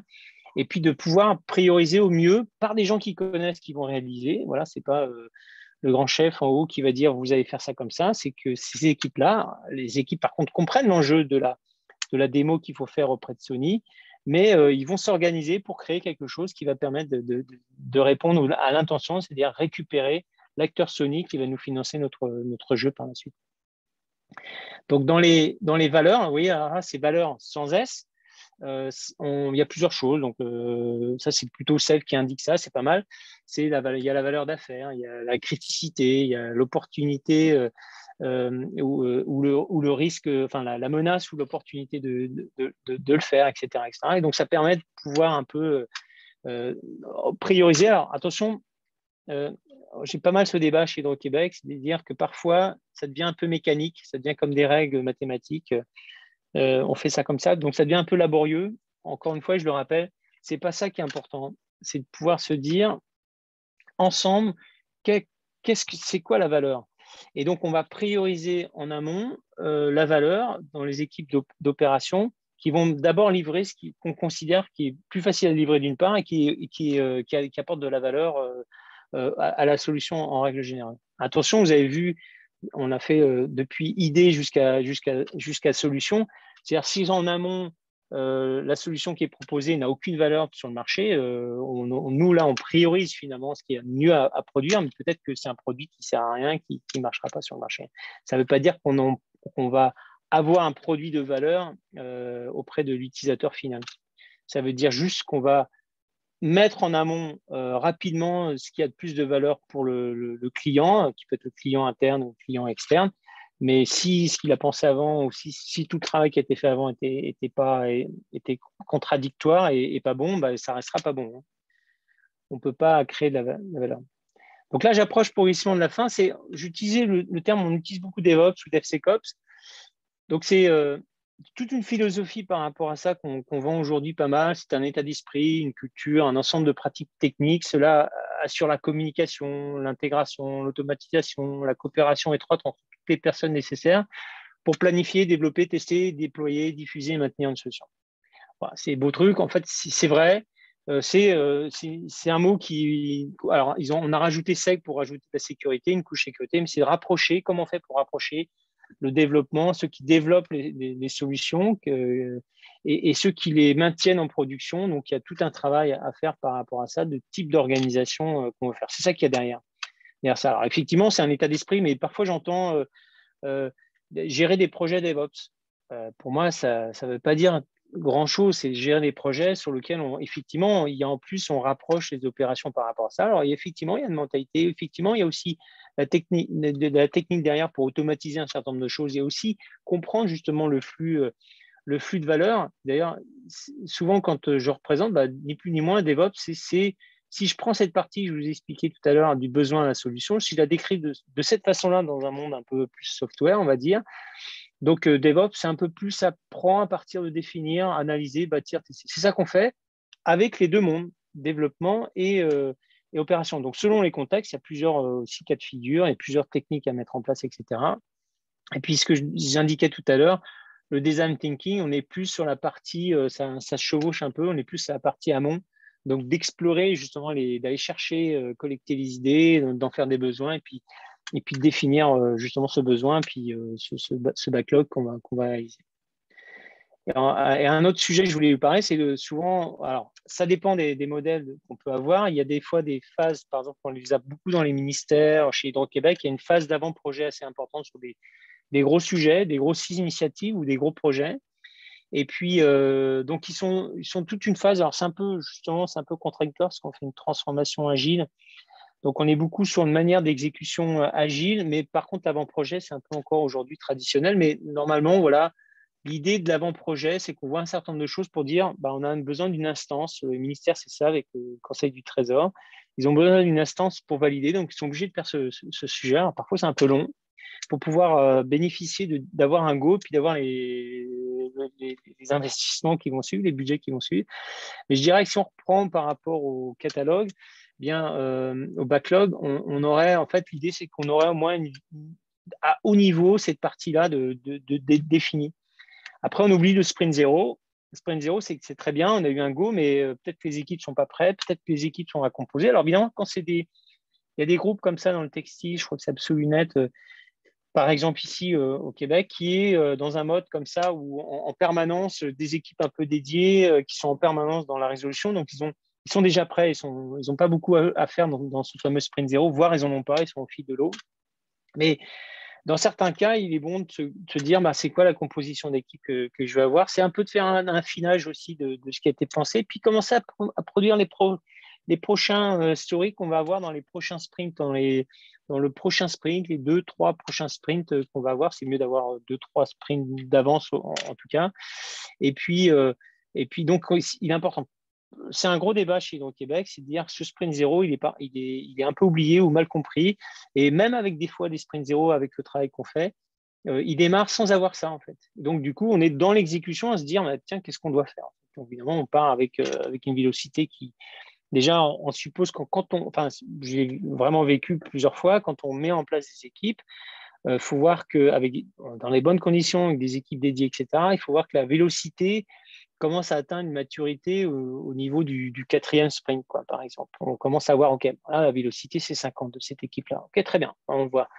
Avant, il se passe plein de choses, on l'a construit. Alors, quand on n'est pas prêt et qu'on est démarré trop tôt un sujet sans être prêt, sans avoir préparé un certain nombre de choses, c'est ça l'objectif du sprint zéro, bah là, la vélocité, elle peut jouer longtemps. Et puis si en plus on a des problèmes de ressources au cours du cycle de vie du produit, ben, ça se complète. On est en permanence en problématique avec une vélocité non maîtrisée. Et enfin, je voulais finir sur les métriques. On parle beaucoup des métriques parce que tout ce qu'on met en place, c'est très bien. Mais qu'est-ce qui fait que ça marche bien? On peut nous croire sous parole, en agilité par exemple, mais il y a 3 types de métriques souvent qu'on représente. Le premier, c'est sur la valeur du produit. Donc là, c'est la valeur produit une fois utilisée. Donc c'est par exemple, donc il y a les KPI, les OKR qu'on peut utiliser par rapport à ça, mais c'est qu'est-ce qui se passe une fois qu'on a donné le produit auprès du client. Est-ce que finalement ça crée de la rétention du client? Est-ce que ça rajoute d'autres clients? Est-ce qu'il y a un nombre de clics qui est super? Est-ce que ça fait monter un chiffre d'affaires? Enfin, c'est voir vraiment le résultat réel sur le terrain pour pouvoir être capable. Et ça, c'est souvent mal vu quand on n'a pas le cycle complet bien imprégné. C'est-à-dire qu'on pourrait utiliser les données qu'on récupère sur le terrain pour mieux faire ensuite les prochaines autres initiatives ou solutions. Il y a aussi on va dire la chaîne de valeur de idée à solution. Donc, oui, j'ai fait un peu ce modèle-là parce que idée alimente la solution, mais les solutions alimentent l'idée, donc ça va dans les deux sens. Et en fait, quand on construit la solution depuis les idées à la solution, quelle est l'efficacité, l'efficacité du processus? Même pas le terme processus, mais enfin des chaînes de valeur qu'il peut y avoir en termes de lead time ou des choses comme ça. Qu'est-ce qu'on peut améliorer pour être pas nécessairement plus rapide, mais être plus efficace par rapport à ce qu'on produit. Et puis ça, c'est plus dans l'idée, parce que ce que je vous ai montré tout à l'heure, en imaginant l'écosystème dans lequel on est, donc un mode produit de l'organisation, ça permet aussi après de pouvoir l'évaluer. Est-ce qu'on est dans une organisation qui tend vers une organisation apprenante. Et donc, on peut, vous voyez, les couleurs, ça reprend les sujets que je vous avais indiqués en début de la présentation. On pourrait les évaluer on les évalue de 0, enfin de 1 à 5. Et puis, on pourrait voir comment on se situe par rapport à la maturité de cette organisation qui veut tendre vers une organisation autonome, auto-organisée, etc. et apprenante. Voilà. Donc, ce qui termine finalement la présentation. Alors, je ne sais pas si ça vous a parlé, si ça vous a plu, est-ce que je vous ai noyé de plein de choses ou j'aimerais bien avoir vos réactions par rapport à tout ça, si ça ne vous dérange pas, ou partager, qu'est-ce que vous vivez, par rapport à tout ce que je viens de dire, est-ce que vous vivez aussi dans vos différentes interventions Oui, c'est ça exactement comme tu dis, Franck. S'il y en a parmi vous qui ont des questions ou qui veulent peut-être partager des situations qu'ils vivent au travail ou qui ont déjà vécu dans d'autres organisations dans lesquelles vous avez travaillé, c'est le moment. Il nous reste quand même quelques minutes là, avant la fin. Il y a quelqu'un qui demande, est-ce possible d'avoir la présentation? Oui, je peux la fournir. Je la fournis en PDF par contre parce que ces présentations, elles sont super grosses, donc je ne peux jamais les envoyer comme ça. Ouais. Donc, il faut que je les mette en PDF. OK. Si tu veux, envoie-moi là, puis je vais l'envoyer aux participants d'ici la fin de la semaine, idéalement demain. Ça marche. Bon, Carl-Henri nous dit super. Puis justement, tantôt, quand tu posais la question par rapport au design thinking, il y a quand même plusieurs personnes qui disaient qu'ils ne l'utilisent pas. OK. Donc, c'est peut-être pas une pratique si répandue parmi l'audience qu'on avait ce soir. Alors, il y a effectivement, je vois beaucoup d'informations. L'enjeu, c'est quelque chose de complexe. Hein. C'est d'expliquer tous les sujets. J'ai mis dans les hashtags là, d'un mode produit à story, en passant par valeur. Donc, c'est assez compliqué, mais finalement. Mais par contre, ce qui est important, je pense, c'est donner de la clarté en fait dans ce qu'on fait. Voici dans les meilleurs cas, voici ce qu'on peut faire. Comment on peut se situer nous par rapport à ça? Et ça, c'est important de pouvoir l'expliquer. Mais effectivement, oui, c'est un pari de faire de la vision à la solution en moins d'une heure. C'est compliqué. J'ai une question, Franck, sur le mode produit. En fait, c'est toujours une difficulté là, dans les organisations, surtout les organisations matricielles. Je ne sais pas si c'est assez clair ce que je dis, là, c'est-à-dire des organisations qui ont plusieurs niveaux, puis des équipes dédiées à faire des trucs qui ne sont pas forcément au niveau de développement, là, mettons infrastructure à part, développement à part. Puis pour gérer au niveau, mettons, en mode produit, qu'est-ce qui est proposé au niveau agilité, là? Comment on devrait aborder ce sujet-là, ou du moins comment on devrait le penser au niveau design thinking? Ah, il n'y a rien de proposé en fait. Par exemple, si je prends Safe, un des leaders dans l'agilité à l'échelle, qui va parler justement de la solution, de la vision à la solution, en expliquant un certain nombre de concepts, comment on décrit tout ça. Eux, ce qu'ils vont parler quand même dès le début, ils vont parler de network structure. Ils vont dire, voilà, network structure, ça peut se reproduire au sein d'une organisation plus traditionnelle, par duplication, etc., etc. Mais ils ne disent pas comment faire le network structure. Ils ne disent pas vraiment ce que c'est. On dit, voilà, c'est grosso modo, tout le monde réalise un produit, etc. Qu'est-ce que c'est un produit? Moi, j'ai le débat. Par exemple, au sein d'Hydro-Québec, on a un groupe là, qui s'occupe du cloud. Ils font leur chose, c'est tout un groupe qui fait, il reçoit plein de demandes et puis il traduit ça en cloud, puis il renvoie ça aux équipes qui demandent. Est-ce que c'est le cloud, c'est un produit? À ce moment-là, toute organisation est un produit, en fait. Si tu veux. Voilà. Donc, moi, l'idée du produit, c'est plus comme je l'imagine dans le sport, par exemple, c'est de dire, bah, voilà, le tennis de table, c'est un produit qui est inclus dans le sport, donc le sport de tennis de table. Il y a un autre produit qui est le sport de tennis. Il y a un autre produit qui est le sport de badminton. Et eux sont. Donc, tu peux mettre toute une organisation par rapport à produire des articles, des produits sur le tennis de table versus le tennis. Alors là, on pourrait les imbriquer, hein. Ils sont quand même assez forts communs, mais tu ne fais pas une raquette de tennis de table de la même façon que tu fais une raquette de tennis. Puis après, dans l'univers, ça serait sport de raquette. Toi. Donc, ce serait un autre produit sport de raquette. Donc, toi, c'est comme une inclusion. Donc, ça, c'est plus facile à comprendre. Et ce que tu cherches à faire, c'est de produire le plus possible une organisation qui va tendre vers ce produit-là. Donc, potentiellement, tu peux mettre ton système d'information, tu peux mettre ta sécurité. Tout le monde produit les raquettes de tennis de table, si tu veux. La décomposition, je reviens sur Hydro-Québec, quand tu dis cloud, ben, le cloud, tu n'es pas vraiment sur un mode produit. Tu produis comment dire, on va dire un service pour les gens qui font du produit. Et dans ce cas-là, il faut que tu penses autrement la manière dont. C'est-à-dire, si tu interviens là-dedans, tu ne peux pas t'amuser à appliquer Safe, par exemple, sans réfléchir, parce que ça ne marchera pas. Il faut se dire, bah attendez, nous on n'est pas dans un mode produit là, on fait ça là, ce qui rentre, c'est même pas des épiques, ce que j'ai montré. Il faut pouvoir dire ça pour dire, bah comment maintenant, quel type d'organisation à l'échelle, parce que l'agilité, tu peux le faire quand même, toi, une posture agile par exemple. Tu peux demander à ce groupe-là d'avoir une posture agile, d'accepter l'erreur, de pouvoir s'adapter par rapport aux demandes, etc. Ça, tu peux faire la même chose. Par contre, tu ne vas pas construire la même chose. Donc la difficulté par rapport à ta question, c'est comme tu dis, c'est qu'il n'y a pas de mode d'emploi.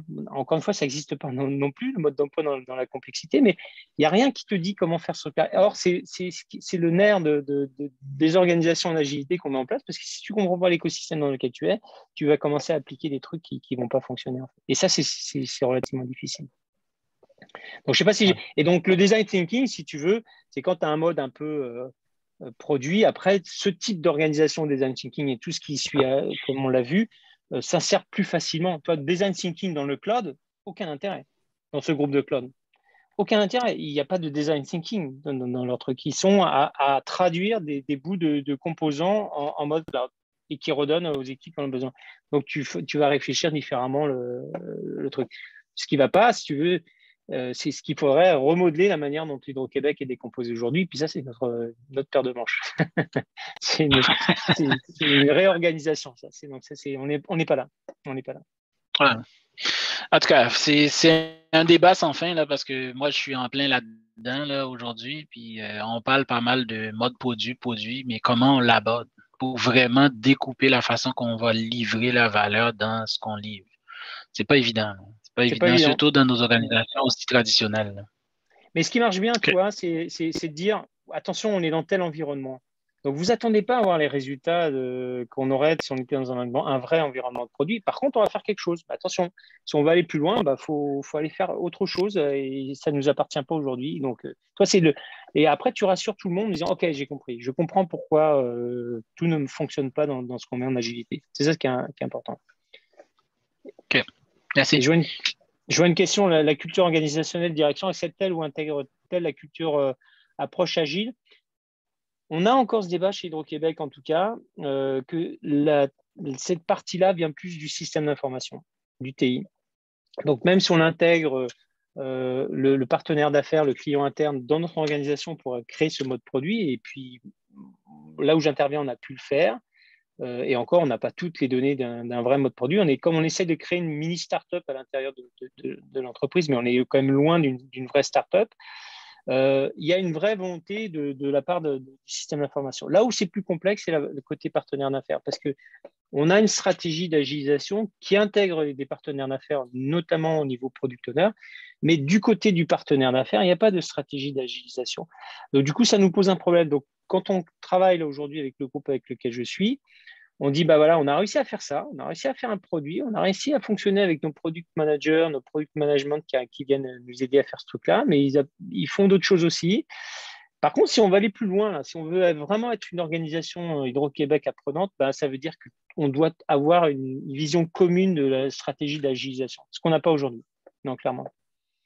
Mais c'est quelque chose qu'on travaille fortement. Maintenant, il y a de plus en plus de pression du système d'information sur les partenaires d'affaires pour dire, bon, maintenant, il faut vous embarquer aussi si on veut bénéficier de l'intérêt de l'agilité à l'échelle au sein d'une organisation. Merci, Pierre. Est-ce que ça répond à l'interrogation que tu avais? Oui, effectivement. Puis, moi, je pense que tu l'as brièvement souligné, l'aspect du travail en amont, travailler sur la culture, quand tu veux changer de culture, c'est ce qui est le plus difficile dans une entreprise.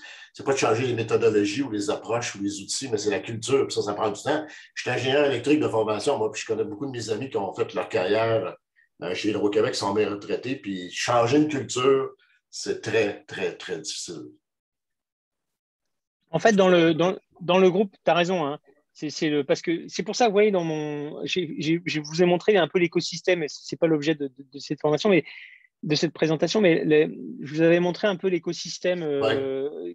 Là-dedans, tout est imbriqué, en fait. Ce que j'explique, c'est tous ces sujets-là. Tu ne peux pas faire un sujet plus qu'un autre, il faut que tu passes tous les sujets en même temps, mais step by step.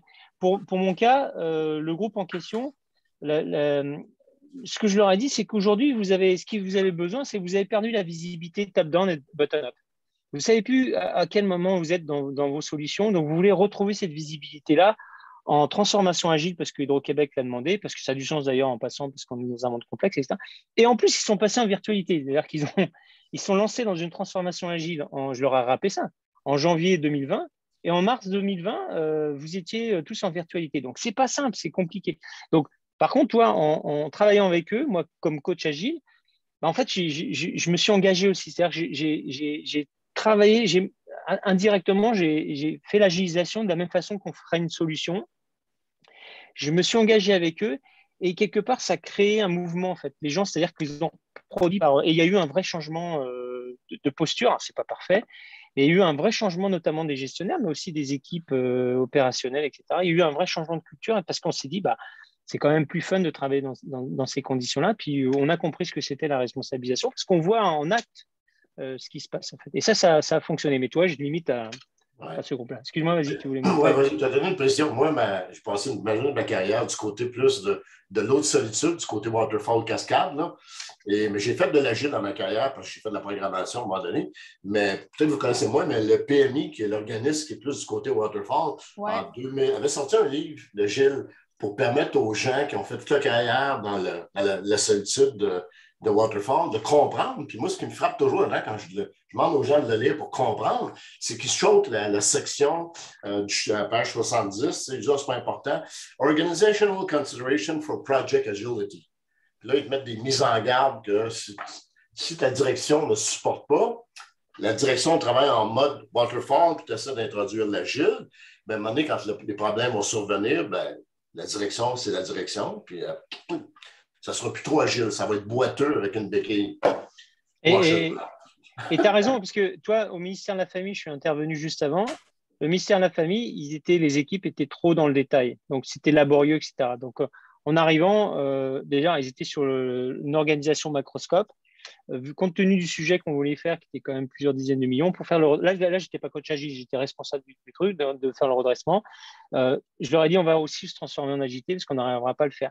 Et donc, on a fait un certain nombre de choses. Et puis après, l'équivalent des VP, juste en dessous des sous-ministres et des ministres, m'ont dit, ah, c'est vrai, vous avez vu, hein, les équipes, toi, on t'avait dit, hein, les équipes sont vachement dans le détail. Je dis, oui, vous avez raison, puis on a fait ça, ça, ça, ça. Par contre, après, je me suis tout de suite retourné vers eux. Je dis, mais en même temps, le ministère, vous n'avez pas donné, vous, c'est-à-dire, et moi, je m'accumulais avec eux, on ne leur a pas donné les éléments nécessaires pour qu'ils soient justement pas trop dans le détail. Et je donnais des exemples, et il faut c'est-à-dire qu'on est tous ensemble à travailler ce truc-là. Ce n'est pas juste telle ou telle personne, tel ou tel groupe qui fait que ce n'est pas agile, c'est que tous ensemble, on a une responsabilité. Et ça, c'est intéressant quand on arrive à ça. Merci. Merci, Pierre, merci à pour toi, cette question et cette discussion même entre vous. Je vois qu'il nous reste quelques minutes, peut-être pour une dernière question ou intervention. Vraiment, soyez pas timide si vous voulez partager quelque chose, avoir l'opinion de Franck sur quelque chose, poser une question. Vraiment, n'hésitez pas. On est là pour ça. Il nous reste un petit peu de temps. S'il n'y a pas de question, moi, j'en ai une pour toi, Annie. Agile Montréal, tu peux nous expliquer, parce que moi, l'Agile Montréal, le tour la semaine prochaine, c'est quoi? Oui, bien en fait, Agile Tour, c'est un événement qui existe mondialement. Là. Donc, il y a des éditions qui ont lieu dans plusieurs villes à travers le monde. Si je ne me trompe pas, c'est autour de 90 villes. Donc, à Montréal, on a notre propre édition qui s'appelle Agile Tour Montréal. On le fait depuis 2008. Fait qu'évidemment, depuis 2008, ça a évolué. Ça a commencé plus petit. Oui. En 2019, ça a été une des plus grosses éditions avant la pandémie. C'était au Palais des Congrès. On a accueilli presque 2000 participants. Puis, c'est vraiment, oui, c'est vraiment, dans le fond, le concept de l'événement, c'est vraiment des conférences et des ateliers proposés par des membres de la communauté, de près ou de loin, qui sont comme, hey, moi, j'ai le goût de parler de tel sujet ou de faire un atelier sur tel thème. Donc, il y a un comité organisateur bénévole qui s'occupe d'organiser l'événement. Donc, c'est tous, tantôt, on parlait de Arthur Rigaud de l'Auto-Québec, tu sais, genre de bénévoles qui contribuent à cet événement-là. Donc, c'est tous des membres de la communauté. D'habitude, il y a aussi dans l'événement des keynotes. Donc, cette année, l'événement est sur 2 jours, les 17 et 18 novembre. Donc, on a un keynote par jour aussi. Donc, vraiment des conférenciers que nous, on a bookés parce que leur conférence nous semblait intéressante, un peu comme headliner, si on peut dire. Fait que je t'invite à aller découvrir la programmation sur le site web. C'est virtuel ou en présentiel? Cette année, ça va être en virtuel, encore une fois. On n'était comme pas certains, mais l'année prochaine, on souhaite vraiment fort retourner en mode présentiel au Palais des Congrès. Combien, quand tu n'es pas. Ça coûte combien, membre par membre? C'est quoi pour les 2 jours? Écoute, je ne me souviens pas par cœur. C'est autour d'une centaine de dollars, là, ni plus ni moins. OK, je suis pas besoin d'aller voir mon banquier avant de m'inscrire. Non, c'est ça. C'est pas des passes à 1000 dollars. OK, c'est beau. Loin de là. Je ne me souviens pas par cœur. Je dirais entre 100 et 200, là, si je ne me trompe pas. Fait que oui, il reste encore des billets, donc je vous invite, si ce n'est pas déjà fait, à vous en procurer. On pourra m'inscrire parce que mon agenda me dit que je serai disponible le 17 et 18. Ah, super! Bon, ben, on va sûrement se croiser à cet endroit-là, dans ce cas-là. Je n'ai pas eu à demander, hey, Siri, je suis disponible? La machine me l'a dit avant que je pose la question. Je vais juste faire un petit push pour Annie. L'année dernière, j'ai participé, c'était super intéressant. Oui, ça l'est toujours, ça l'est toujours. Vraiment, là, moi, je dis tout le temps, c'est comme l'événement incontournable, c'est pour tous les professionnels de l'agilité. Puis il y a vraiment des conférences de plusieurs niveaux pour des gens plus débutants, moins initiés, jusqu'à des gens plus seniors, si on peut dire. Fait qu'il y en a vraiment pour tous les goûts, là. Super. Très hâte. Ah, excellent. Bon, ben, faire une vente, Annie. Oui, c'est ça. Super. Ben, juste un commentaire. Moi, je suis un semi-retraité, j'enseigne, je forme des gens, je fais de l'intervention d'entreprise. OK. Un signe que quand quelqu'un maîtrise très bien un sujet, c'est la capacité de vulgariser un sujet qui n'est pas nécessairement simple. Là. Puis tu as très bien fait ça, Franck. Fait que... Ah ben merci. Merci beaucoup. Oui, merci. Merci encore, Franck, pour. Écoute, c'est toujours un plaisir là, de t'écouter. C'est toujours tellement intéressant. Puis écoutez, Scoop, Franck va redonner des conférences en 2022. On est en train de regarder justement des dates. Donc, vous allez voir ça apparaître sur le site web d'Agile Montréal au cours des prochaines semaines, en tout cas, avant 2022. Ben, je vois qu'il est 18h57. Est-ce que ce serait le moment du mot de la fin? Excellent. Ah, Ben, oui, je ne sais pas si tu voulais que ça soit moi qui donne. ben En tout cas, moi, vas-y, écoute. c'est toujours un plaisir, Annie, et puis de partager. Moi, ce que j'essaye, c'est de partager le plus possible d'informations parce que tout ce que je viens de parler, c'est ce qu'on appelle l'intelligence en acte. Ça vient du terrain, en fait. Et ça vient de quoi? Ça vient des expériences qu'on vit, mais ça vient aussi des partages qu'on a entre nous, en fait. Et moi, j'apprends tous les jours avec tout le monde. Et ça, c'est ce qui est agréable dans nos métiers, en fait, je trouve. Donc, merci, en fait, d'être venu ce soir avec une journée de travail qui n'est pas toujours simple. On a envie d'aller boire un verre ou se reposer ou retourner en famille, ça a du sens. Donc, ouais, c'est toujours agréable de faire des conférences avec vous. Super. Ben, écoute, encore une Merci, Franck. fois, merci Franck, merci à tout le monde d'avoir été avec nous. Puis j'espère vous recroiser dans de futurs événements ou à Agile Tour la semaine prochaine. Fait que merci encore tout le monde. Merci à Salut, vous. merci. Bonne soirée. Bye. Si.